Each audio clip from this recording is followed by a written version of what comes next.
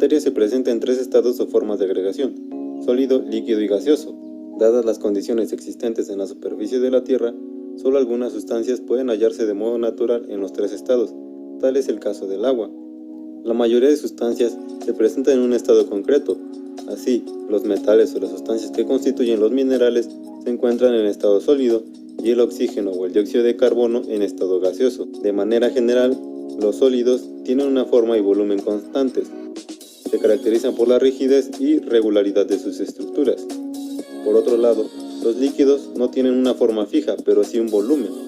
La variabilidad de forma y el presentar unas propiedades muy específicas son características de los líquidos. Los gases no tienen forma ni volumen fijos, y en ellos es muy característica la gran variación de volumen que experimentan al cambiar las condiciones de temperatura y presión. Bien, ahora ya podemos hablar con mayor profundidad sobre los estados de agregación. Los sólidos se caracterizan por tener forma y volumen constantes. Esto se debe a que las partículas que las conforman están unidas por unas fuerzas de atracción grandes, de modo que ocupan posiciones casi fijas. En el estado sólido, las partículas solamente pueden moverse vibrando u oscilando alrededor de posiciones fijas, pero no pueden moverse trasladándose libremente a lo largo del sólido. Las partículas en el estado sólido, propiamente dicho, se disponen de forma ordenada, con una regularidad espacial geométrica que da lugar a diversas estructuras cristalinas. Al aumentar la temperatura, aumenta la vibración de las partículas. Para los líquidos, al igual que los sólidos, tienen volumen constante. En los líquidos, las partículas están unidas por unas fuerzas de atracción menores que en los sólidos. Por esta razón, las partículas de un líquido pueden trasladarse con libertad. El número de partículas por unidad de volumen es muy alto. Por ello son muy frecuentes las colisiones y fricciones entre ellas. Esto explica por qué los líquidos no tienen una forma fija y adoptan la forma del recipiente que los contiene. También se explican las propiedades como la fluidez o la viscosidad. En los líquidos el movimiento es desordenado, pero existen asociaciones de varias partículas que, como si fuera una, se mueven al unísono. Al aumentar la temperatura, aumenta la movilidad de las partículas, es decir, su energía. Para los gases, al igual que los líquidos, no tienen forma fija, pero a diferencia de estos, su volumen tampoco es fijo. También son fluidos como los líquidos.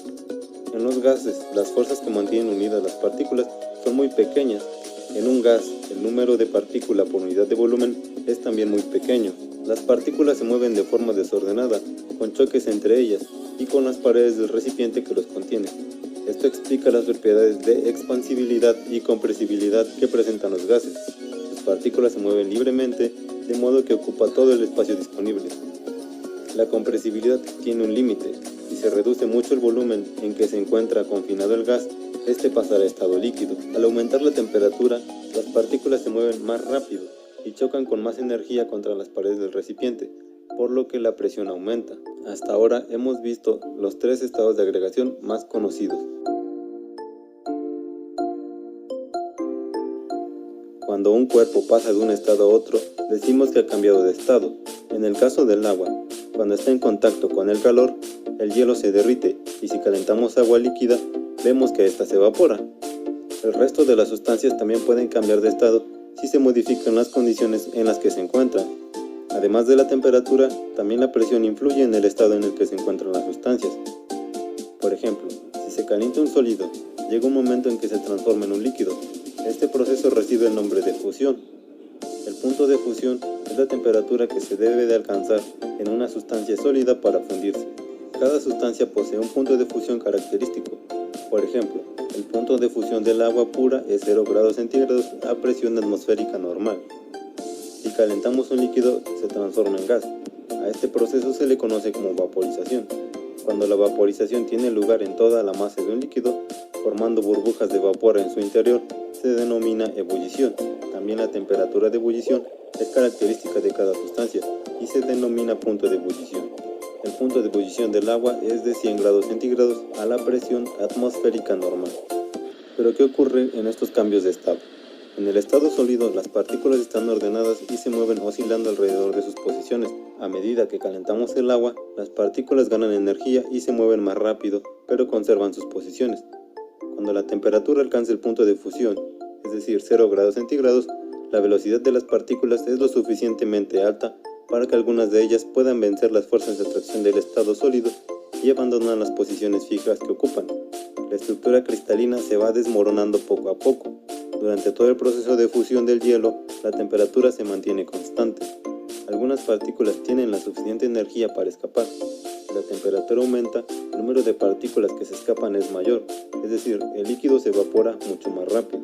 Cuando la temperatura del líquido alcanza el punto de ebullición, la velocidad con que se mueven las partículas es tan alta que el proceso de vaporización, además de darse en la superficie, se produce en cualquier punto del interior, formándose las típicas burbujas de vapor de agua, las cuales suben a la superficie. En este punto, la energía comunicada por la llama se invierte en lanzar a las partículas del estado gaseoso y la temperatura del líquido no cambia de 100 grados centígrados.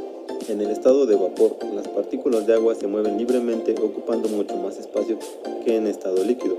Si calentamos el vapor de agua, la energía la absorben las partículas y ganan velocidad, por lo tanto la temperatura sube. Lo que acabamos de ver son los 3 estados de agregación de la materia más conocidos, pero ¿sabías que aún hay más?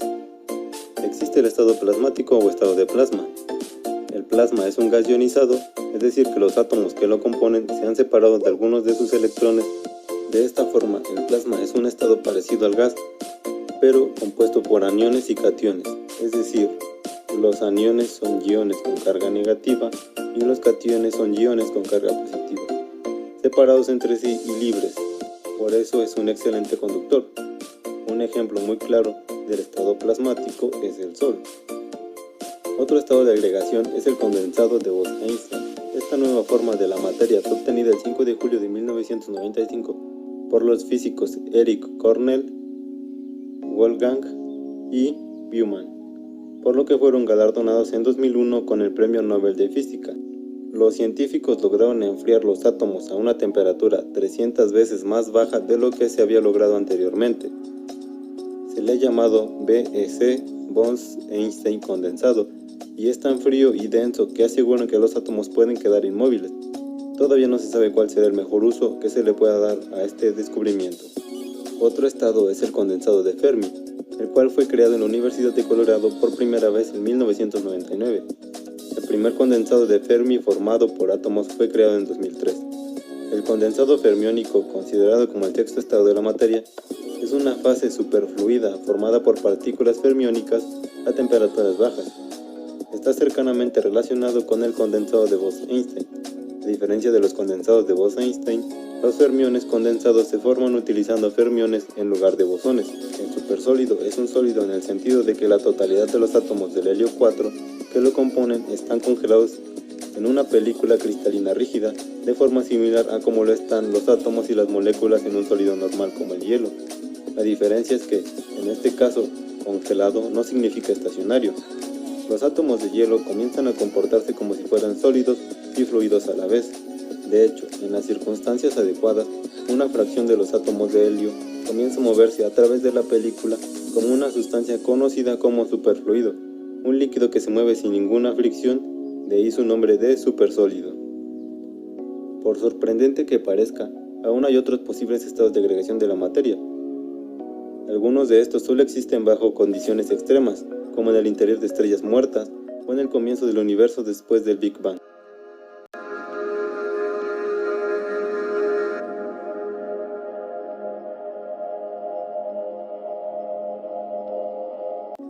Por ejemplo, la materia degenerada, materia fuertemente simétrica, materia débilmente simétrica, materia extraña o materia de quarks, superfluido polaritón, materia fotónica, líquido de spin cuántico. Es así como llegamos al fin del video. Muchas gracias por verlo y nos vemos pronto.